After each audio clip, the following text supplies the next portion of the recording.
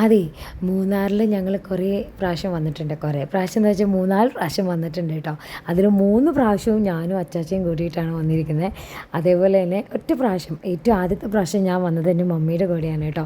അന്ന് മൂന്നാറിന്ന് കേട്ടിട്ട് മാത്രമേ ഉള്ളൂ, കണ്ടപ്പോൾ എൻ്റെ അമ്മ ഒന്നും പറയണ്ട, വല്ലാത്തൊരു ഫീലായിരുന്നു കേട്ടോ. കാരണം പോകുന്ന വഴികളെല്ലാം ഒരുപാട് പൂക്കളും, ഇന്നും അങ്ങനെ തന്നെയാണ് കേട്ടോ, പല കളറിലും സ്റ്റൈലിലുള്ള പൂക്കളൊക്കെ ഉണ്ട് വരുന്ന വഴിക്ക്. അത് തന്നെ ഭംഗിയാണ്. കാരണം നമ്മുടെ നാട്ടിൽ കാട്ടിലൊന്നും അങ്ങനെ കാണാനില്ലല്ലോ.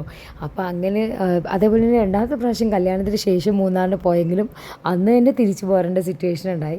പിന്നെ മൂന്നാമത്തെ പ്രാവശ്യം ഫാമിലി എല്ലാവരും കൂടെ ആയിട്ട് പോയി. അന്ന് മാത്രമാണ് മൂന്നാറിൽ സ്റ്റേ ചെയ്തിട്ടുള്ളൂ കേട്ടോ. അന്നാണ് കുറച്ചധികം മൂന്നാർ എക്സ്പ്ലോർ ചെയ്തിട്ടുള്ളൂ എന്ന് വേണമെങ്കിൽ പറയാം കേട്ടോ. അതുപോലെ നാലാമത്തെ പ്രാവശ്യം ആണെങ്കിലും ഇപ്പോൾ വന്നേക്കുന്നതാണെങ്കിലും എന്താ പറയുക, വന്നു അപ്പോൾ തന്നെ പോയി. പക്ഷേ എന്നാലും ഒരു സന്തോഷമുണ്ട് കേട്ടോ. കാരണം ജസ്റ്റ് ആ തീരത്തോട്ട് കുറച്ച് തണുപ്പൊക്കെ ആസ്വദിക്കാൻ പറ്റിയല്ലോ, കുറച്ച് സമയമാണെങ്കിൽ പോലും.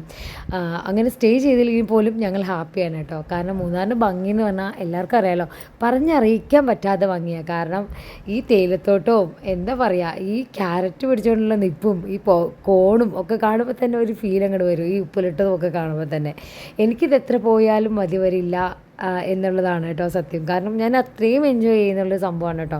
എസ്പെഷ്യലി തണുപ്പ് സ്ഥലങ്ങൾ എനിക്ക് ഭയങ്കര ഇഷ്ടമാണ്. എനിവേ ഞങ്ങൾ പെട്ടെന്ന് തന്നെ അവിടെ നിന്ന് തിരിച്ചു പോന്നു കേട്ടോ.